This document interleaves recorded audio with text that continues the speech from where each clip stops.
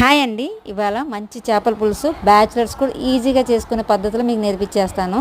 నేనైతే 3 ఉల్లిపాయలు, 5 పచ్చిమిరకాయలు, కొంచెం చింతపండు, 100 గ్రాముల చింతపండు గుజ్జు తీసి పక్కన పెట్టుకున్నాను. చేపల పులుసుకి ఎప్పుడు మందం వాటిది ఉండాలండి, అప్పుడు అడుగంటుకుండా ఉంటుందన్నమాట. తీసేసుకొని ఉల్లిపాయలు, పచ్చిమిరకాయలు వేసేసాను.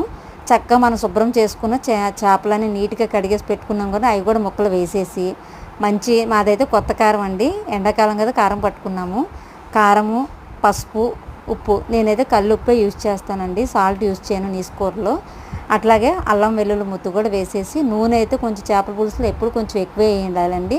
నూనె కూడా వేసేసుకొని చక్కగా మనం శుభ్రంగా చేత్తో అన్ని ముక్కలకి ఉప్పు, కారం, పసుపు, అల్లం వెల్లుల్లి పేస్టు చక్కగా పట్టేటట్టు అటు ఇటు పిసికేసి చక్కగా పెట్టేసుకొని ఒక 5 నిమిషాలు పక్కన పెట్టుకుందామండి. 5 నిమిషాలు అయిన తర్వాత మనం సన్న సెగ మీద పెట్టుకోవాలండి. అప్పుడే మనం చింతపండు పులుసు పోయకూడదు. కొంచెం నూనె తేలేదాకా అట్లా మగ్గనిస్తే అప్పుడు టేస్టీగా ఉంటుంది చేపల పులుసు.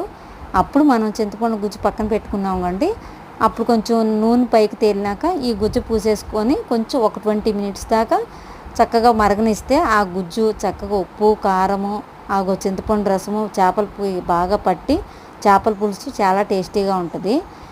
కొంచెం హైలో పెట్టుకోవాలి. అప్పుడు కొద్దిసేపు సిమ్లో పెట్టాం కదండి, తర్వాత కొంచెం హైలో పెట్టేసుకుంటే చేపల పులుసు చక్కగా ఉడికిపోతుంది. నేనైతే మసాలా కొంచెం వేసుకుంటున్నాను, ఎందుకంటే నేను అల్లం పేస్ట్ కొంచెం వేసుకున్నాను, ఎందుకంటే మా ఇంట్లో కొంచెం పేషెంట్స్ ఉన్నారు, అందుకు వాళ్ళకి ఇబ్బంది లేకుండా ఉంటుందని నేను తక్కువే వేసుకుంటున్నానండి. మీకు కావాలంటే కొంచెం ఎక్కువ వేసుకోవచ్చు. చక్కగా ఇప్పుడు చూసారా తెరులుతుంది పులుసు, చాలా మంచి కమ్మటి వాసన వస్తుందండి. ఈ మరుగుతున్నప్పుడే మనం చక్కగా కొత్తిమీర, కావాలంటే కొంతమంది కరివేపాకు కూడా వేసుకుంటారు, నేనైతే కొత్తిమీర వేసుకుంటున్నానండి. కొంచెం అట్లాగే మసాలా కూడా వేసేసుకొని చక్కగా కమ్మగా వేడివేడి అన్నంలో చేపల పులుసు వేసుకుంటే ఆ టేస్టే వేరండి. మీరు కూడా ట్రై చేయండి.